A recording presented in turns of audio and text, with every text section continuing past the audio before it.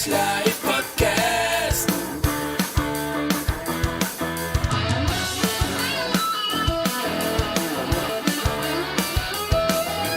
Oilerslive podcast.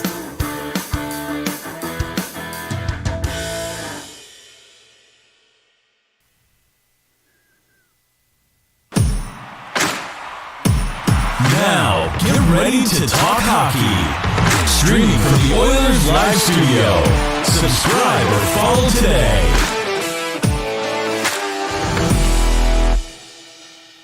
Hey, it's Michael here with another Tuesday edition of Oilers Live. We got, we've got, there's what, you know what? I'm going to keep a smile on my face tonight because in the last, little while since we've had Woodcroft behind the bench, the Oilers have been winning more games than they've been losing. So I'm not going to feel like the sky's falling just yet, but tonight was a pretty awful game. And I've got as my guest, Mr. Josh Bolton from Tough Call Pod. Welcome to the show. Hello, Michael. Thank you for having me on again. Yeah, appreciate you coming on. I invited you prior to knowing the score, so sorry about that. I mean, not that I have any effect over it, but interesting game tonight. You know what? Let's just let's dig into it because there's I think, to be fair, I think there are some good things we can take from this game, and then there's a lot of bad things. Let's get your sort of initial impressions, and then let's talk about it.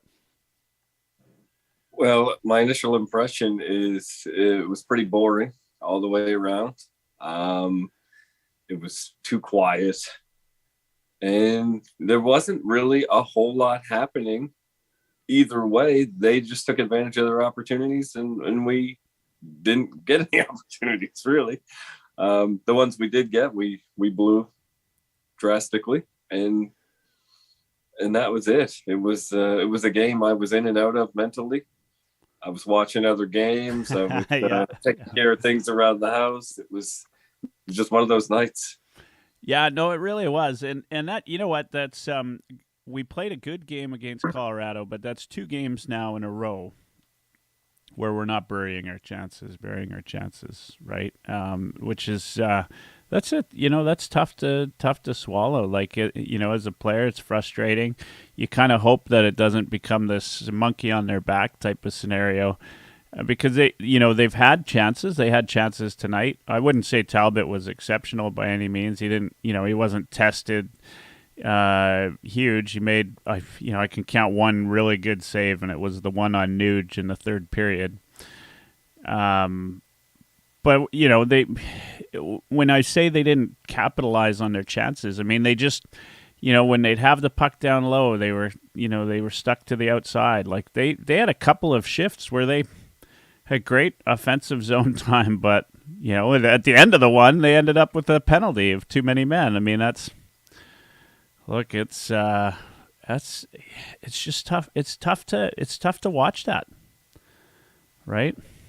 If there was a game, I can't remember the opponent of the game I did the postgame show for at the moment, but I remember thinking that game was it was the opposite. The whoever it was, I can't remember who it was, but they were all over us for 5 minutes. It looked like, but there was really nothing happening. They were in our end, but there was no real danger. They weren't really doing anything, and that's kind of the way I felt watching the Oilers tonight. They were in there, except for the one top line that was broken up after the first period for some reason. Except for them, there really wasn't a whole lot of action, and there wasn't that follow-up shift, which was disappointing. I thought, okay, we might get a little momentum here. We had a nice shift. Let's get a change and follow that right up. But nothing ever followed. We just couldn't string two shifts together to save our lives.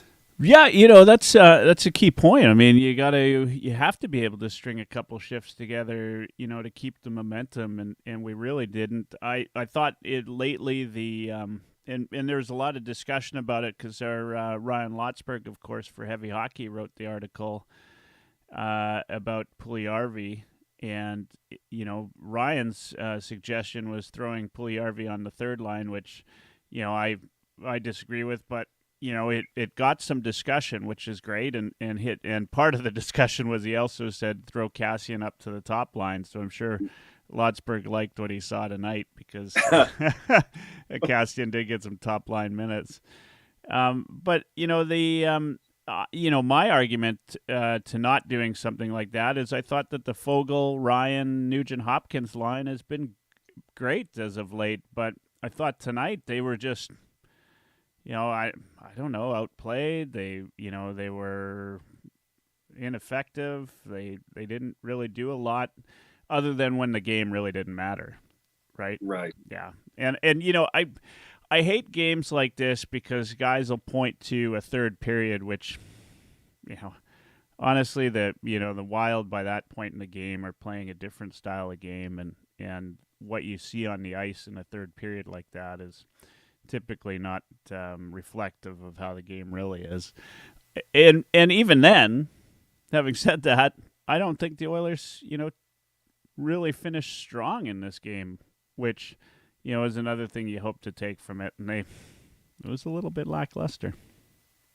You like to try and carry something over to the next game, but as a player, I know that doesn't really matter to me. It makes me feel better that night, and I can sleep a little better that night if I have a good third, but it really doesn't affect my next game. I don't really buy into that whole show some emotion, find some sort of positive to take to the next game, because the next game is a different game. The shutout matters, so when they got that matters. Yeah. No, I agree with you. Yeah. Did they give that goal to Hyman still, or did they change it back to Draisaitl? I don't know. I didn't hear that they gave it to Hyman. Just 1 minute after the goal, they were saying, the official scorer might have given it to Hyman there, but I think that it wasn't that they gave the goal to Hyman. It was the point, the assist. I'm fairly certain. Yeah, if I'm looking on NHL.com, it's still Draisaitl. And congrats to Leon Draisaitl, 21 goals. It's not every day you get to beat a Gretzky record. It is the team record, of course, and that's pretty impressive. I remember when they were trying to get Smitty the 21st goal back in like 96, 97 time frame. I don't know when that was, or not that long ago. Sorry. High school. Yeah. Man, that's so that's good. I mean, congrats to Dry on that, and 51 goals is a new career high. I thought he played a decent game. I thought, the challenge that I saw tonight was it seemed like there were a lot of passengers tonight, right? Like you got Draisaitl, you got McDavid come out flying.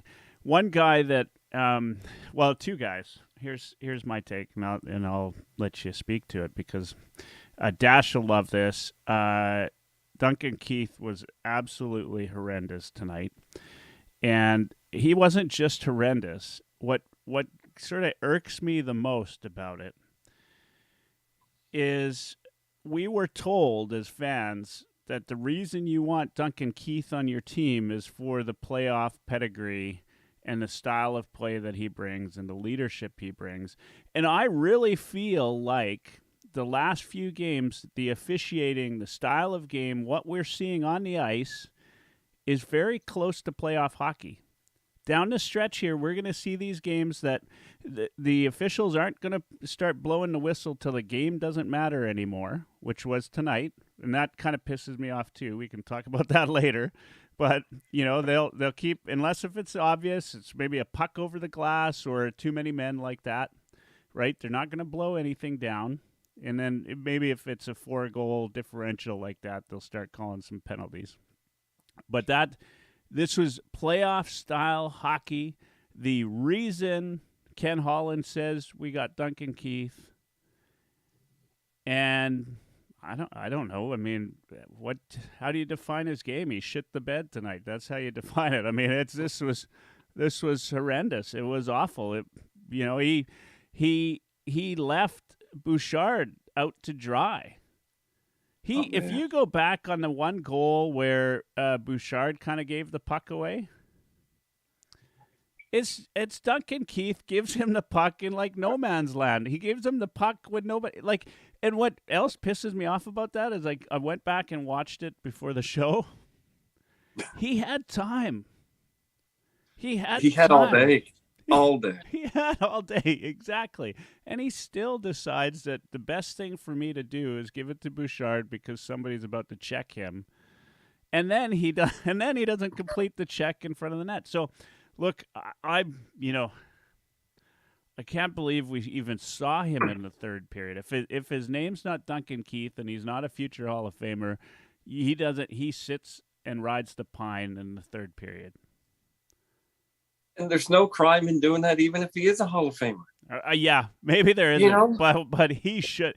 He shouldn't have. His skate should not have touched the ice except to get to the bench for the third period. I remember the couple of games ago, I was excited because he lost his man in front, but I was excited because I was like, but that only happened once tonight, and we won that game, right? Yeah. I shouldn't be excited about that because this is the result. New Oilers record. He was minus 13 somehow in a 5-1 game, wasn't he? Yeah, I think you might be right. The only thing he didn't do was actually physically put the puck into his own net, which I on but Twitter he got said, some nice assists. He got some nice assists. Have you ever seen a better take-to-take pass than that? No. Like, the reason they got him is because he's, quote, hard to play against. But I said at the time when they said it, I said, you are talking about a player who dominated you in a round that wasn't even a playoff round. And then he got his ass handed to him in the next round. And that's your benchmark as a player that's hard to play against. I'm sorry. Look, I'm not in the room. I don't know what kind of energy or sage advice he's providing for these guys, but you got to lead by example at some point. Yeah, you would figure, right? I mean, you would figure. I feel for Bouchard tonight, and Bouchard is not a defensive stalwart by any means, but wow, that poor kid tonight just didn't get any support from his D partner, the guy that you're counting on to give a veteran presence to your young rookie defenseman, who's putting together a solid year, I might add. Yeah. I was going to, I was all prepared. I'm thinking about the show as I'm watching tonight, and I was going to tell you I loved Kulak and Barrie as a defensive pair, and then both of them, managed to give up, a couple. But hey, you know what? I'll give them the benefit of the doubt there. I thought that they still looked all right tonight, and Barrie, I've been critical of Barrie many times. As has any Oilers fan, especially come defensive hockey. But I thought Barrie tonight, early on, until he lost the one puck, but early on he's showing some defensive prowess, and I don't know if it's playing with Kulak or what it is, or maybe just more attention to detail under Woodcroft. But I'm not upset with his defensive game one bit. And in fact, I'm quite happy with it. I still would love to see him shoot more on the power play, but all in all, I'm getting a little bit happier with Barrie's results. Your thoughts on that pairing? Well, I think Barrie is showing a little bit of diversity to his game, a little bit more multi-dimensional, which is nice, and probably Manson has a lot to do with that. I feel like that's just what they have to do. And I don't know what the spark has been for him, but maybe it's all that talk on heavy hockey of there's no point in having two defensemen that are the same. So we should get rid of Barrie and promote Bouchard. Yeah. Maybe he's like, oh, I better mix it up a little bit. I'm sure they watch the show regularly. Well, they put Cassian on the top line, and that exactly published this morning on Heavy Hockey. That was a great article by Lotzi, and there it was. But yeah, I mean, I hope at the very least, whether it was by accident or by design, this is part of his game now, and I hope they recognize that. Because as a coach, there's things I see that players do where they try something, and you want the puck to go into a certain spot, and they do something wrong, and the puck goes there anyway, and it works out. And you're just praying that they realize, hey, that maybe I should put it there on purpose. And so I hope Barry realizes that, this is helping his game. It's actually going to provide him with more opportunity, more time on the puck to use his offensive skill. And so I don't want to jinx it by saying too much about it. I just hope that it's been recognized. I hope he's watching some tape and realizing, hey, I should continue to do that. Yeah. And you bring that up. I've been thinking about this a lot. One of the criticisms I had of Tippett way back, it seems like forever ago now. Yeah. Well, one of the criticisms I had was the Oilers would come in and they seemed ill prepared for teams. Not just like, not getting up for the first period, but they just didn't seem to get the matchups. They didn't seem to understand how the team played. And you could argue tonight, same type of thing, although I just think they played against a really good Minnesota team, and Minnesota took it to them. These games happen, right? But I think all in all, the Oilers are more prepared. And part of me wonders how much of that goes back to the foundations of what Woodcroft has become from a coach. If you watched him on After Hours, and he talks about that, he's a student of the game. He's a student of the craft of coaching, which I really admire. He's been a video coach. And, taking that with a guy like Barry has got to be helpful. I've noticed, and you've noticed, I think everybody's noticed Barry's game has improved considerably. I'm all right having him and Kulak as a third line D pair. The part that scares me is Keith on the second line D pair. And that's, I don't. Anyway, I can't even. Yeah. I can't. Yeah, it hurts me just to say second line D pair. Oh man, I tell you. Okay, another guy I want to talk about is Evander Kane. Now, here's my thought, and then because here's the thing. I was critical. I was one of the guys that didn't want him to sign. And then, I was eating crow after because he came out of the gates hard and fast and scoring goals and looked like had he played a full season, he could have been a 50-goal guy. The last 8 games, he's got 1 goal. I don't mind the way he's playing. What drives me insane, not unlike Duncan Keith, is we've got a few games where we're starting to play playoff-style hockey, and this is a guy known for doing what he did to Kaprizov today. Mm-hmm. Am I saying that right? Is it? It's what's the guy? What's Kaprizov? I don't know. Okay. Anyway, sorry. That's his game, or supposedly his game, is as a bit of an agitator, right? He's the guy you expect to get in there, to go to the net after the whistle and give him a little poke, to do all of those things. We haven't seen it until now. We saw it in a game, and at the end of a game when it didn't matter. I couldn't give a shit anymore by that point.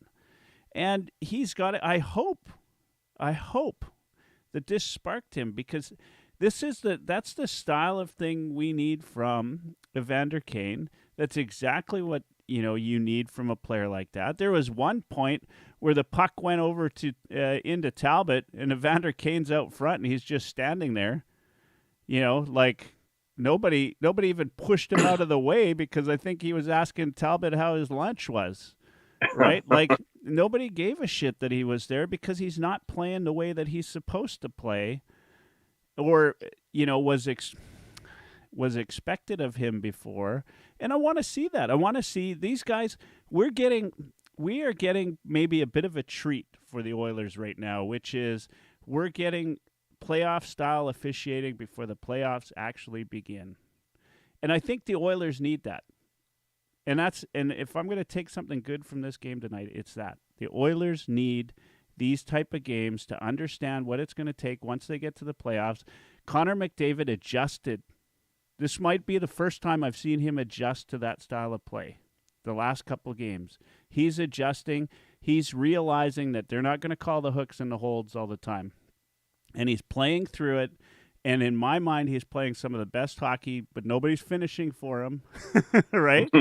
But I thought tonight he was outstanding again tonight. He could have had 2 or 3 points. He's flying. He's pushing through guys. He's doing what he needs to do to play a tough game of hockey. And that's where Kane comes in. Kane's got to be the guy that says, look, if you're going to push Connor McDavid around, I'm going to push you around too. And I just don't feel like he's given that. I mean, you tell me I'm wrong, please, or tell me what your thoughts are on it. Well, honestly, I look at it like, how have the Oilers been doing since they got him? Pretty friggin' well. If he had come in, and I don't know, I can't imagine being in his position, knowing what people thought of him and coming into the lineup. And if he had I never thought about this until the second you brought it up, honestly, because I was actually pretty pleased with the way he's played.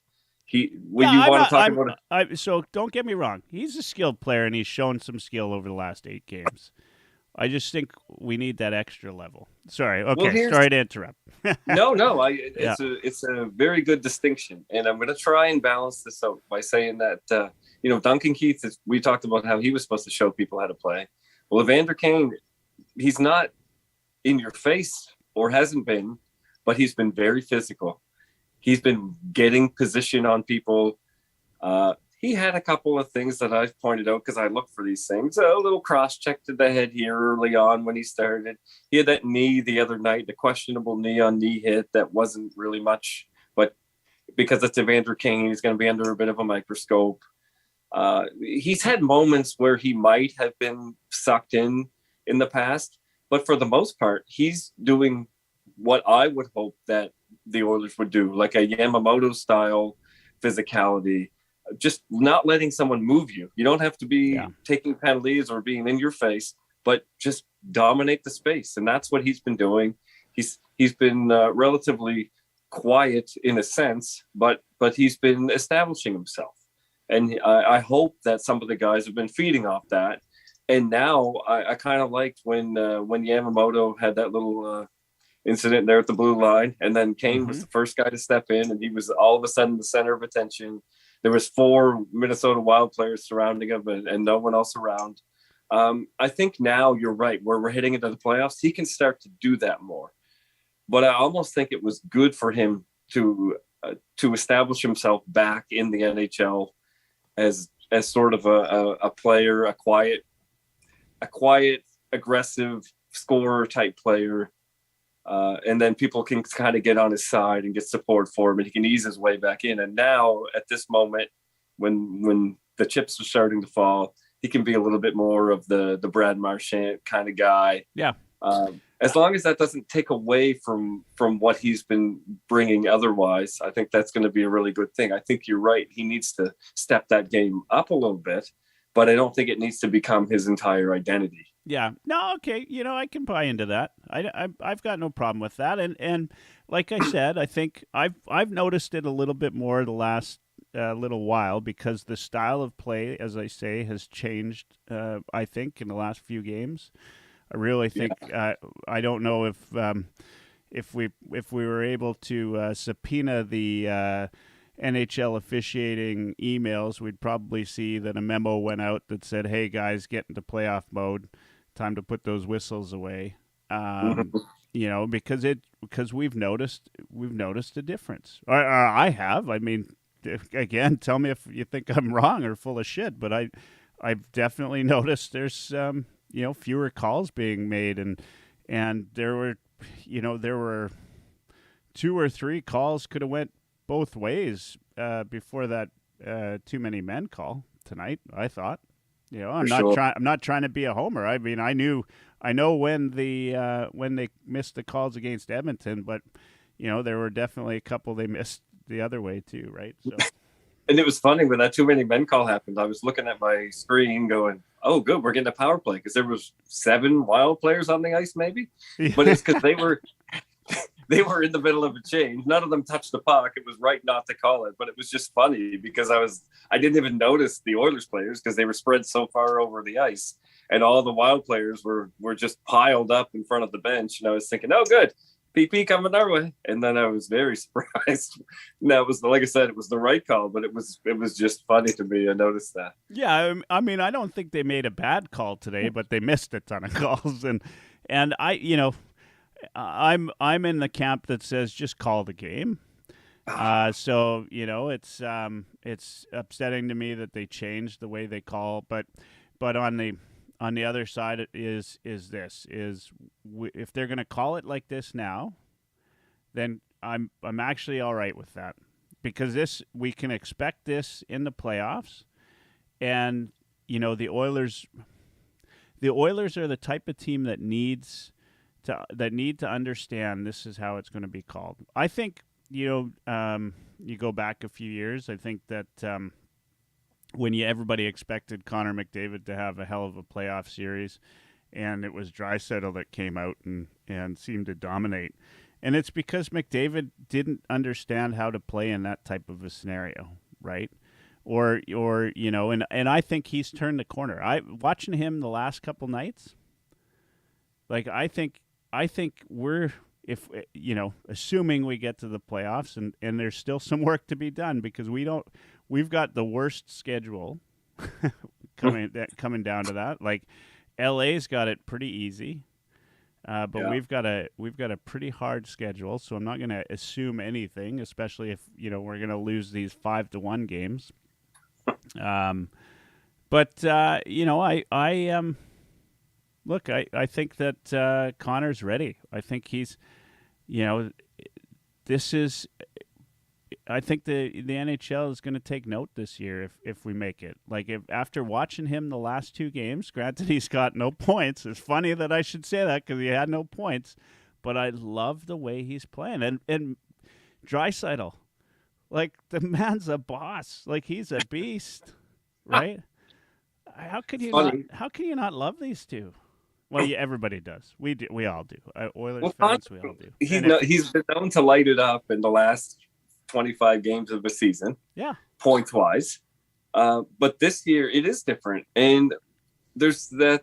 I guess the comparable I can make is they were talking about it. Jack Edwards was talking about it today at the game about skill. You can be all of the skill you want, but if you don't have the effort to compete or the the try hard, you're not going to get anywhere.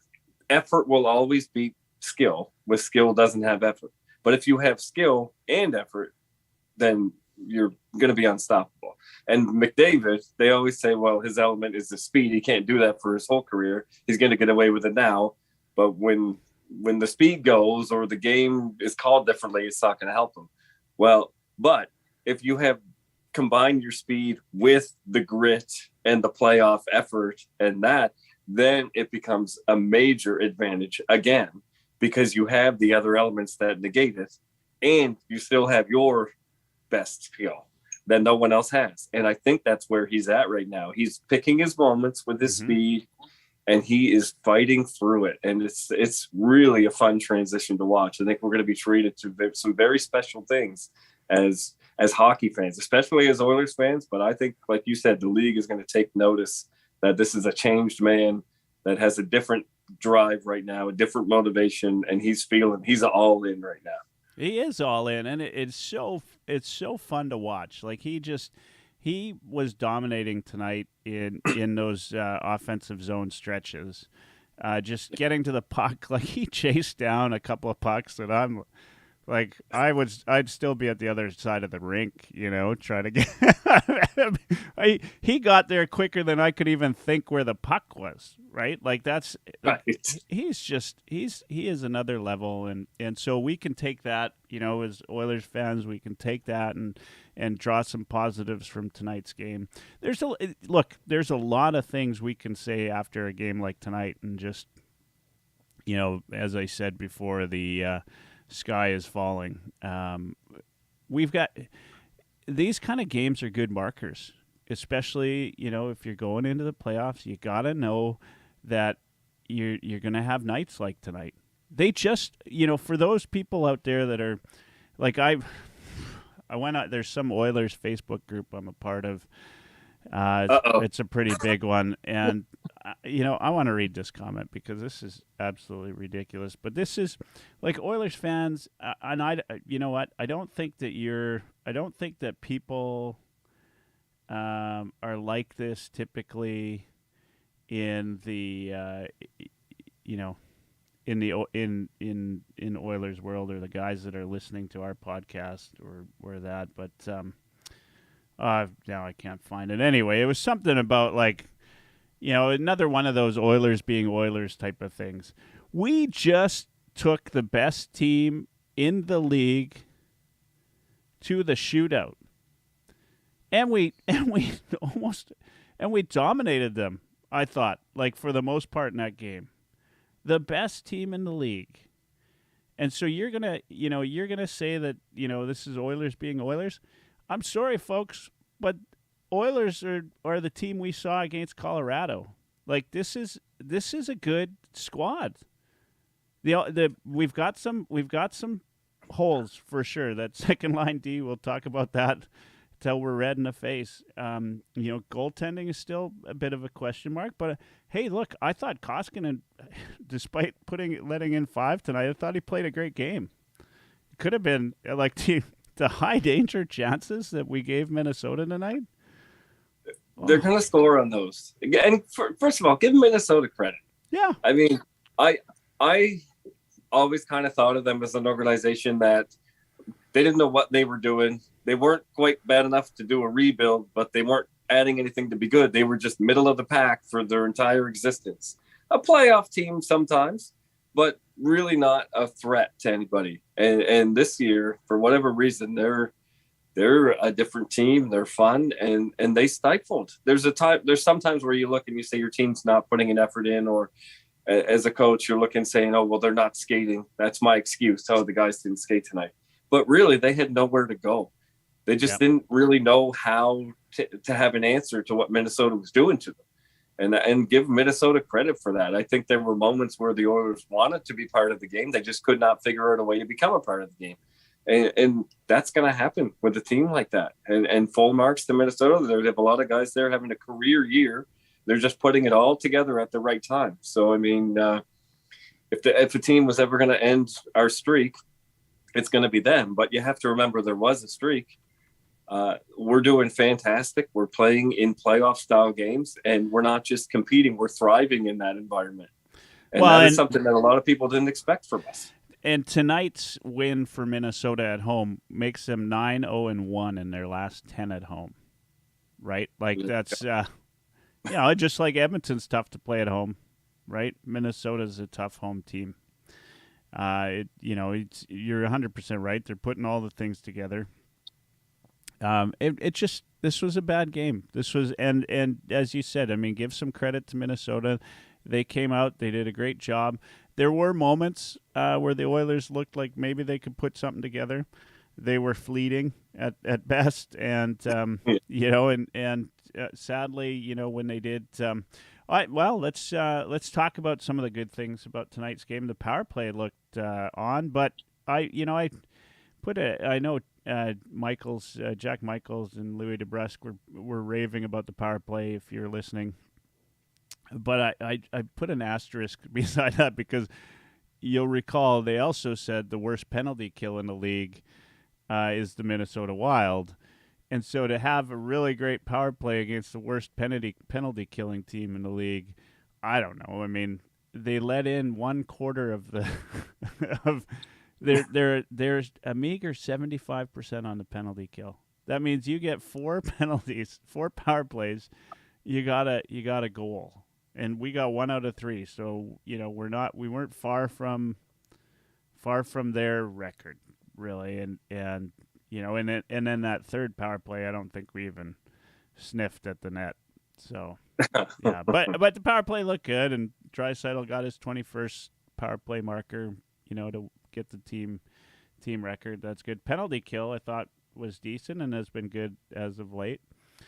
It didn't. Wasn't a game changer tonight, though, and I did think that Minnesota had some great opportunities. You know what? I love our power play. I think it's driven by the fact that we've got 2 of the best players in the world on it. Whereas Minnesota's power play is driven just by good puck movement and good shooting. Did you like I was watching, and as we all were, I hope I hope we're all watching. What a stupid statement, Michael. The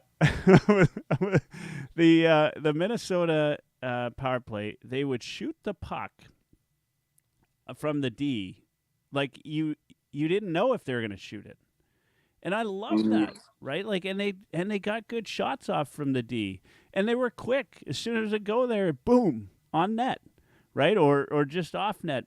But as soon as it would go back there, as a defender in a penalty kill situation, you've got to be prepared for that shot, and it opens up so many areas. And I didn't notice. I wasn't watching. Yeah. If you were watching.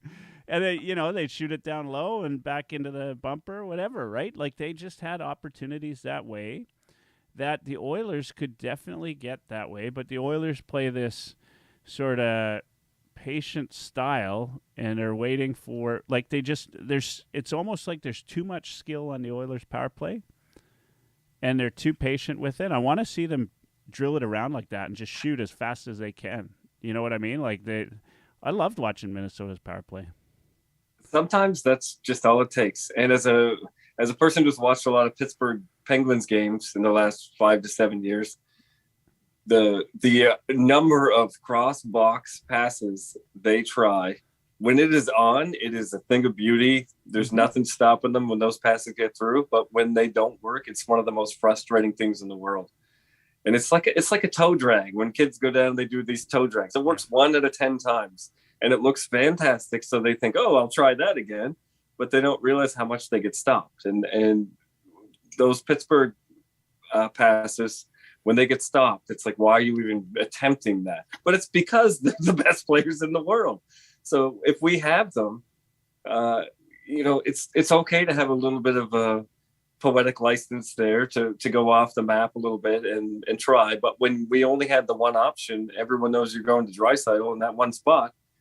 That's it's all well and fine as long as you can contain them to the outside. You just block that one shot and you're done. So I think we've talked about this before, but we have to do something similar to what the Washington Capitals do, where they have Ovechkin and he just stands there. He doesn't move for 2 minutes, just stands there and waits for the puck. Yeah. But you can't stop it because you got Kuzi and Oshie and Wilson there, and they're playing around with it. And if you commit too much to Ovechkin, they're going to hurt you. Yeah. Now that we have Nugent Hopkins back, like, the guy, I hope we give him the credit he deserves. I hope people realize just how vital he is now that he was missing, and how much we need him in the roles he plays, because he is a piece of work himself. That guy can dangle with that puck and thread passes like you wouldn't believe. And I think perhaps our star players could trust that a little bit more and use him as an option. And I don't know. I'm not saying they don't or do it intentionally or whatever, but I think with a lot of power plays, you look at it and you kind of know what to expect, and it just works because there's really no way to stop it. Whereas whenever an Oilers power play happens, I never know where the chance is going to come from. I don't really know what I'm looking for. There's no sort of fallback play that, as a fan, I'm going, oh, I can't wait. Here it comes. It's our trademark piece. Like, it's kind of either been Draisaitl or bust. And I like that at moments they've had Bouchard shoot from the point. Yep. At moments they use that little bumper play near post to the slot for a quick one-timer. But it's never been a consistent piece of the repertoire. So I don't know what to say about it. The answers have been there. You just have to pick one and map it out. I don't think either one is wrong or right. I just think everyone needs to be on the same page and doing it consistently, and you let the chips fall where they may. Yeah, I would love to see Bouchard fight again for a little power play time. Yeah. But, I don't know if Woodcroft's going to do that, but I wouldn't mind seeing that. And I have very few complaints with what Woodcroft's doing. So, if that's one of them, so be it. But you can always have a couple complaints. We are Oilers fans after all. All right. We've talked for about 40 minutes. Let's go to some of the comments here. YouTube, Facebook. Dash is listening in on Facebook, by the way. He's got lots of praise for Keith's game tonight. And so I won't read them word for word. They're a little bit well, it's embarrassing, frankly. He does ask. Dash asks, "Did you earn a medal on your wall for every episode of Sweet Magnolias that you've crushed?" So that's good. That's a great show. I recommend highly. 10 out of 10. 10 out of 10. What do we got? Quaddy says Cass probably shouldn't be on the fourth line, and suddenly he finds himself on the first line. Not sure why. At first, when I read that, I'm like, well, if you don't think he should be as low as the fourth line, but no, what you mean is he should be riding the press box. He should be playing left back in the dressing room. Exactly. You know? Yeah, that's not. I mean, although, hey, look. I didn't think Cass had a bad game tonight. I was going to say he played well tonight. Right? He did. He did play well tonight, and so I don't think he had a bad game. He hit a post, came in there. He did what he's supposed to do. He got a breakaway off of what I thought was a great little takeaway. He had 3 points. Yeah, kicked the field goal on the breakaway. He did get the field goal. He did get the field goal. Yeah, I mean and that's his move, right? Like that little. Yeah, back forth, backhand field goal. Let's see. Mitchell says Kaprizov did not back down from that fight. Gotta love Kaprizov. Or Kaprizov said he did not back down. I mean, I don't know. It wasn't really much of a fight. I would have loved. Oh, I didn't mention this, but did you hear DeBrusk's little tongue-in-cheek?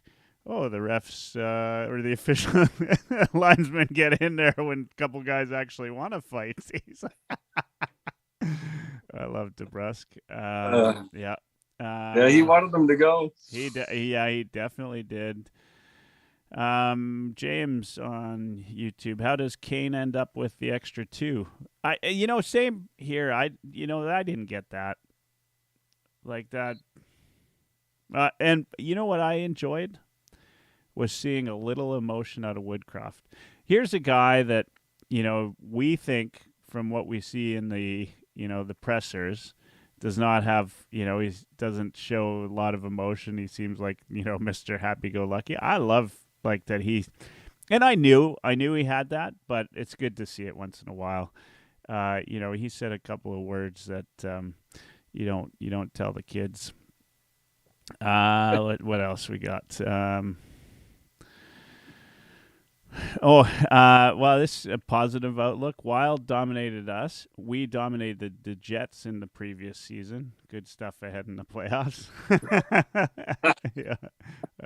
Let's hope. Yeah, get the brooms out. Yeah, get the brooms out. Dash says we are also 9-0-1 at home in the last 10. What else we got here? Positives. Some positives. CC joined a nice rush with Draisaitl.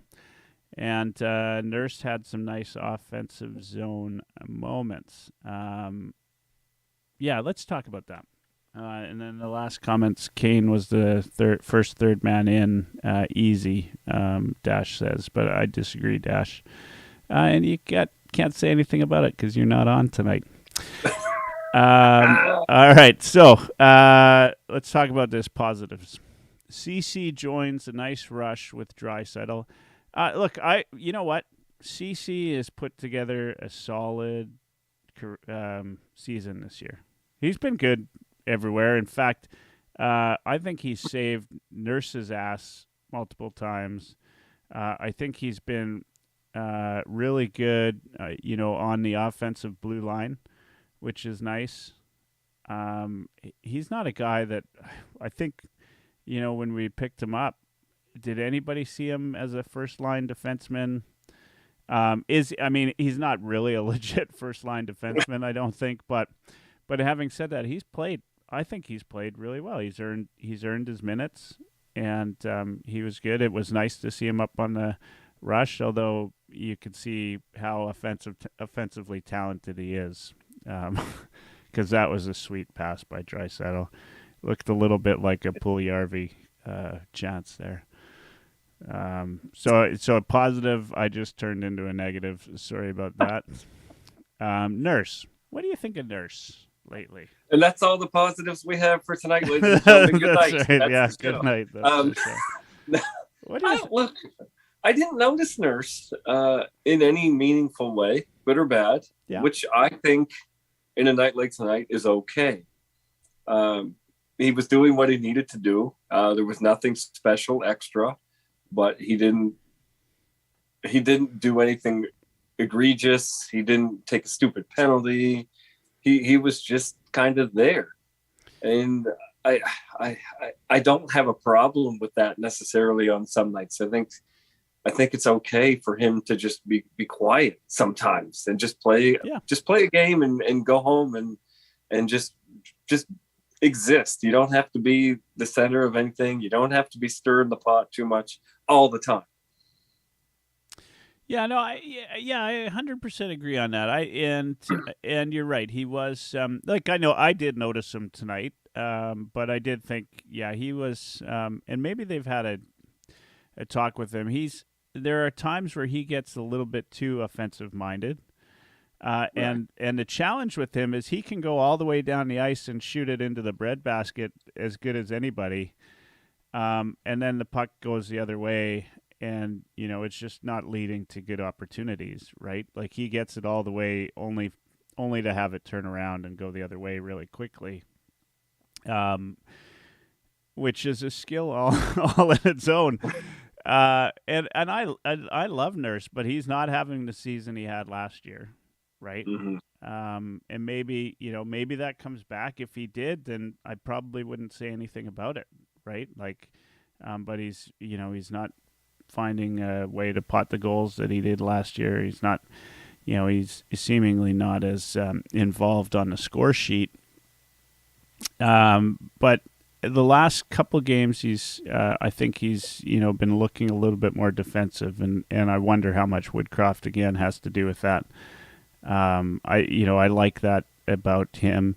He certainly you can boil all those goals down to Keith and Bouchard, and mostly Keith tonight, right? Like, it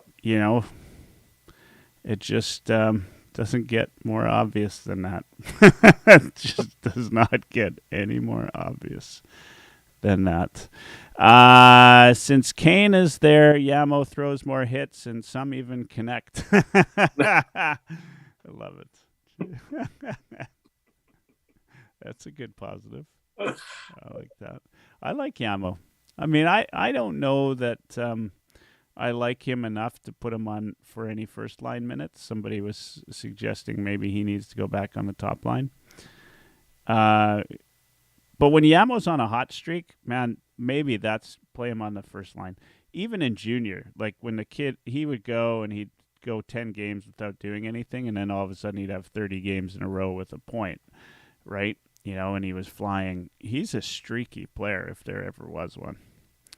As we saw when he came up and played, when he came up from the minors.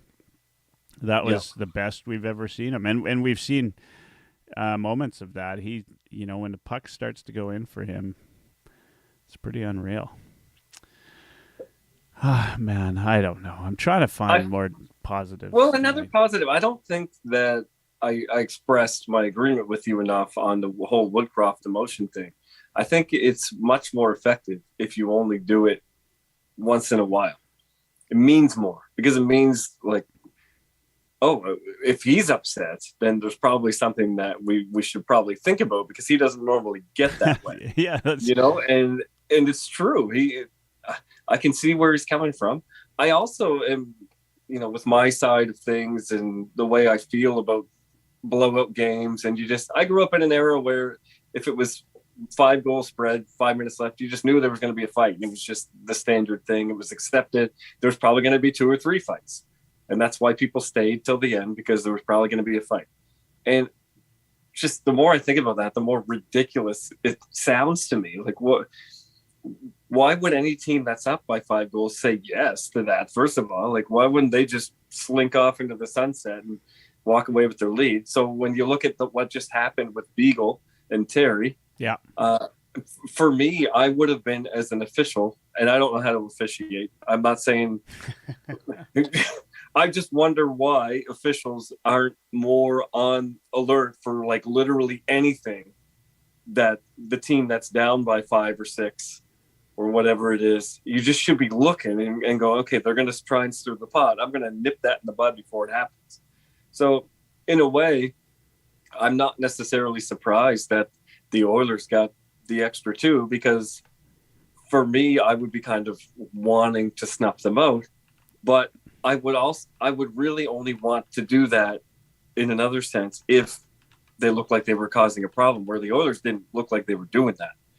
So there was really no justification for that extra minor, except for the sake of you could possibly claim game management, which I hate. I hate that term, and I hate that it exists.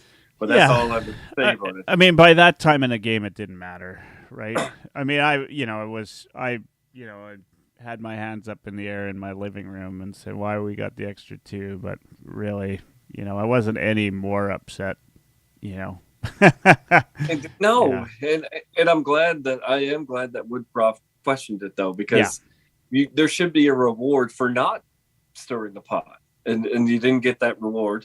Just like there should be a reward for playing clean, but if you throw a clean hit, now you got to fight, and it doesn't make any sense to me. There's no reward for doing the right thing.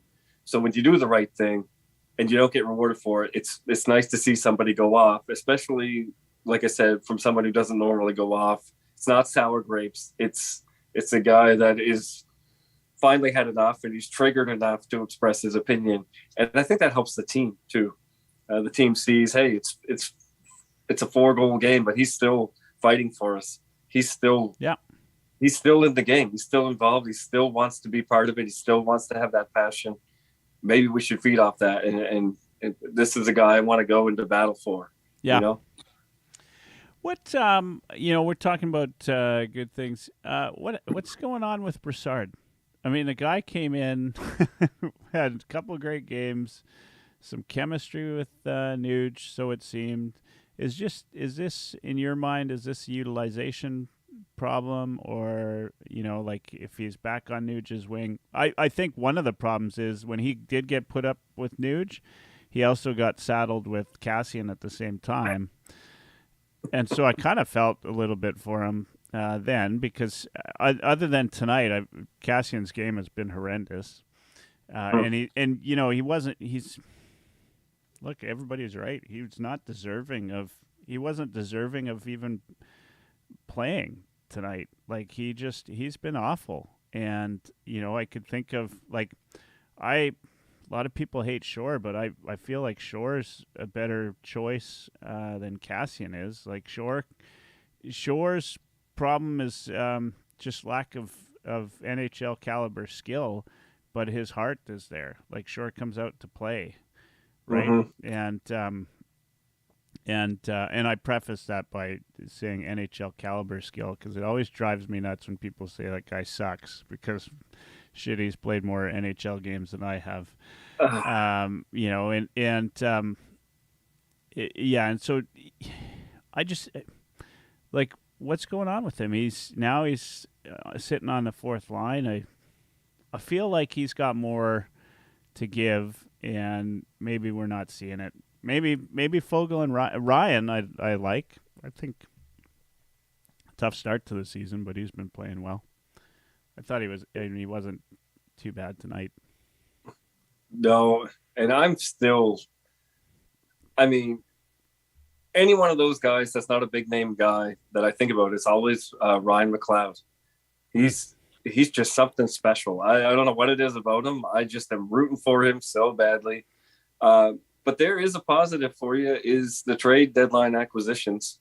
I know we just talked about Brassard, and he's kind of struggling to find his way, but he certainly hasn't crippled the team. It's not like he's been a waste of a pick. You just got to find out where he belongs and what he's going to contribute. And that'll take a little bit of time. Yeah. But I think he's a valuable commodity. Same with Kulak. Just some good pieces there, that some useful holes that are filled by those trade deadline acquisitions. I think you're right. I think Brassard was kind of hamstrung by playing with Kassian. But I look at some of the things he's doing, and he's doing the right things. He's pushing off. He's finding space. He's not hurting.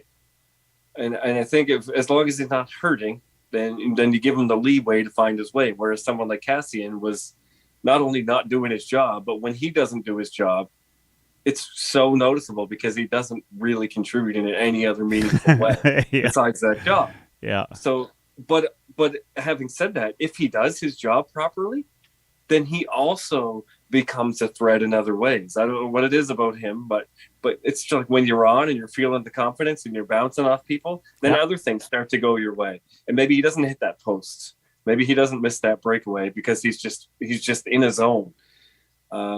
He's not the kind of player that's going to come out of that by scoring a goal. It wouldn't have mattered either way. He still would have just slunked back into oblivion. Yep. Whereas Brassard, consistent. He can contribute in a lot of other ways. Where if he's not doing one thing, he can still do another thing right. Yeah. Yeah, no, you know what, you're right, and you make a good point, which is, Brassard's not hurting us, right? I mean, he's just not. Maybe the expectation for what he brought to the team was a little bit high, given the fact that he came out of the gates. It seemed, with the early goal, it seemed like some chemistry with Nuge. But and what more do you want out of a fourth liner right now, other than to say, don't get scored on, right? Create a little bit of momentum, don't get scored on. Do your job, pick up a couple minutes, and he's done that. I think he's done that, and you're 100% like. Not everybody can be Ryan Mcleod, I'll tell you that. And Ryan Mcleod is a special player. Let's talk about that, because I don't think we talk about it. And we do talk about it a lot, but not even enough. Because here's a guy playing fourth line minutes night after night after night, and he plays a second or a third line game. And so if you've never played hockey, you wouldn't realize how difficult that is. But for a lot of people that have played hockey, then you understand that sitting on the bench that long and getting out on the ice and playing a second or third line style of game, which Mcleod does, and he does it well, is damn tough. And he you don't ever, you look on the bench and he's still smiling. He's happy to be a part of the group, and the puck just never dies with him. And it's just, he just does all of the right things with it. And I am floored by the responsibility that he has for a kid that's been in the league as long as he has. And I'll tell you this, I see a bright future for him if the Oilers continue to develop him the right way. But he's doing things that I can't believe he does on fourth line minutes. Because I know if it's me and I'm not near the athlete that he is, not even in the same ballpark. But if I'm sitting for that long on the bench, it takes me another 30 seconds just to get warmed up to get to a quarter of his speed. And look, I love it. I love the kid. It's got to be exciting for people that play with him too, because I'm obviously not playing very competitive hockey. I play with guys of all different skill levels, and you get very excited when you find someone who just kind of gets it. And not necessarily that I'm the smartest player in the world or the greatest player in the world, but there's certain people you have chemistry with, and there's certain people you don't. But you can't find that chemistry with some people because they just are never going to figure it out. Yep. Because they never put the puck where you expect it to be, or where a reasonable person might put it when they don't know you. I kind of get my sticks in certain spots, and there's people that I'm used to playing with that know where to look for it and all that. And there's just some people that you realize, okay, they're never going to, I got to change the way I play, because what I'm doing isn't going to contribute to what this player does. I have to adjust to that. Yeah. Whereas Mcleod is a guy you can play any kind of style with. He's very smart. He belongs kind of anywhere in that lineup, depending on where you need him in any given moment. And I think he can drive a line by himself, which is very, very important when you have kind of a revolving door in those other slots. They can sort of feed off him. And look, what the Oilers' problem was that they don't have any depth, right? Yep. They were the most shallow team in the world, in the known stratosphere, until they got Evander Kane. And all of a sudden, Evander Kane, now everyone's saying there's the depth they need. But no, they had it all along. They have those. I was looking at the lineup after the trade deadline, and I'm like, I'm running out of slots to put all the players I want in the lineup. Someone's got to go, and that's a great problem to have. You have that Woodcroft has given them that next man up mentality, where if you're not performing, now I've never had to coach by contract, so a guy like Cassian, kind of an easy scratch sometimes, but maybe you can't do that in the NHL level. I don't know, because the money he makes. But for me, he's got a lot of guys that he can keep sort of on rotation. There's that what you call the healthy competition, for your spots. Yeah. And people are feeding off that. And that's a problem the Oilers haven't had for a while, or at least they haven't had a coach who's been able to sort of generate that problem, to sort of make those guys feel like they belong and believe in themselves. And that's a credit to Woodcroft, but it's also a credit to the guys down there that now they feel like they're a part of something, and they're willing to contribute in any way possible. And they're feeding off of each other. And one of the driving forces of that, I feel, is Ryan Mcleod and what he's bringing to the table. And I think I mentioned to you once, you got a left-handed shot. He's kind of a lanky guy. All of a sudden he streaks with some speed. And there's times I see a 7 on the jersey and I'm like, is that a 71 or a 97? Yeah. And in no way am I comparing him to the elite level of.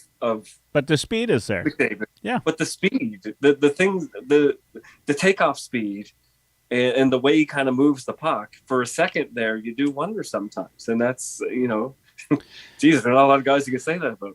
Yeah. And, while I don't know what his ceiling is, if he ends up being a top player in this league, it will not surprise me in the least. And he's certainly got the right mentors, right? Like if you're gonna have that kind of speed, you want to be around McDavid, right? Like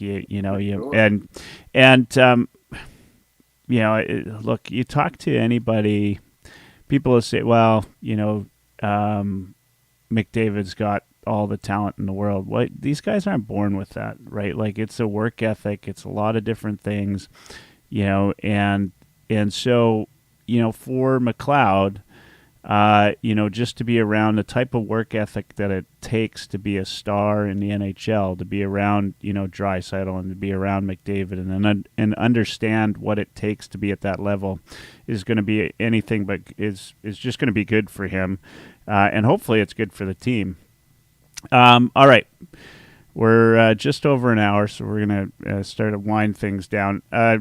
You saw the Holloway assist there in Bakersfield? Yeah, jeez. Yeah, man. Hey, don't get too excited, though. And he's not. I'd be surprised if we see him this year, but there's another kid that should be good. Well, they can't bring him up this year. If he does stuff like that in the NHL, they're gonna punch him in the mouth. That's right. That's right. You don't want him skilling it up, or he'll have even fewer teeth than Mcleod. Maybe that's where Mcleod lost all of his teeth. He was skilling it up. Skilling it up. Oh man. Oh, we didn't even touch on that. One of these days we'll have a Tuesday night Oilers Live. with this schedule is ridiculous, right? Like it's, when there's not an Oilers game, it feels weird. Yeah, I mean, it is. This is quite the schedule. We'll see how this pans out when it comes to playoffs, because these guys are going in already in playoff injury mode. Draisaitl's definitely hurt, right? Like, he's been hurt all year, if you ask me. And in fact, I was thinking about this today. I know we're at the hour mark, but I'm going to say it. Do not be surprised if Draisaitl gets wrist surgery at the end of the season. And what the recovery rate would be, I don't know. I think you can recover from a wrist pretty quick, but especially when you're like 20-something. If you're my age, it takes months, but those guys...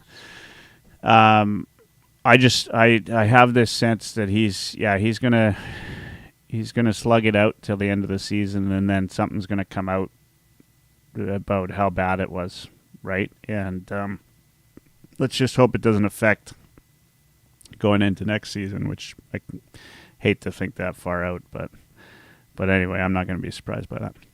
That's just a thought that crossed my mind, and you heard it here first on Heavy Hockey, Oilers Live. So I'll be replaying that clip when the day comes they announce it. Like, yeah, I called it. What's the date today? April 13th. I called that April 13th. And you guys think I'm crazy. Which, that's not mutually exclusive there. I might still be crazy. I might have got that right. It's probably still the 12th in Edmonton, isn't it? Oh, it is the 12th. That's right. Damn it. He is crazy. He doesn't even have the date right. All right. It's that time, Josh, where I put my mic on mute despite wanting to scream many a time at Dash and say, like, what the hell are you talking about? And you know the drill. You get the last word. When you're done, make sure you say goodnight. I keep giving these instructions over and over again. Nobody says goodnight. Like, just say goodnight. Eventually, people are going to understand. I need to say goodnight. I've had some really bad pauses where I'm waiting for the guest to say goodnight. It's the last word, and then there's the 45 seconds where they're like, "What is happening?" Everybody's looking. So don't forget that part. But my last words for the night. You know what? 5-1 loss tonight. It was shitty. There were a few takeaways. I do like Kane coming out there and doing all that stuff that he did. I think that's good. I think we need to see more of that down the stretch. While I hate playoff officiating, I think if we're going to get it, I'm happy to see it now. I'm just happy to see the Oilers going into the playoffs rolling, because I think when you see guys like McDavid and you see Draisaitl playing the way they're playing with this type of clutch and grab and this type of officiating, all of those things, it's only going to mean bigger things for these guys. Like the league needs to be on notice that they're going to come to play. And they already knew McDavid was great. I just think he's going to step it up an extra level. And I feel weird saying that because he's coming off of 2 games without a point. But, man, game of inches sometimes. So there you are. All right. You're up, Josh. Last word. I'm putting myself on mute right now. Maybe I will just sit here and relish the silence for a minute. I don't know. A couple things you brought up, Draisaitl and kind of how he looks injured. That is the kind of thing you worry about with a game like tonight. It doesn't really matter anymore. Do you give that guy less ice time, protect him a little bit, and move on to the next one? I don't know, but luckily everybody survived the night. It is funny how after the end of a season, they look at the list of players and they all report their injuries that were all undisclosed forever. And then you see, I remember one year there was a tweet from a team saying, only one guy needed surgery this year. And I was picturing any other company going through their roster of employees and reporting only one surgery as a positive thing for their work year. Only in professional sports, and that's what we love about it. I will say, keep in mind, we, as Oilers fans, there were a lot of you that didn't believe this was even a playoff team at not even that long ago. I've always believed in this roster. I've always said they were deep enough, and here they are, giving it their all. And not only are we in a playoff spot, we're actually fighting for home ice. Like, I know there's a bunch of you out there that never thought that was possible. So after a game like this, for the love of God, take a second and just be happy as an Oilers fan. Just be happy for 1 second and just realize what has gone on from, January to now, and think about what place we're in and the atmosphere around the team now, and just enjoy it for 1 second of your life. Good night.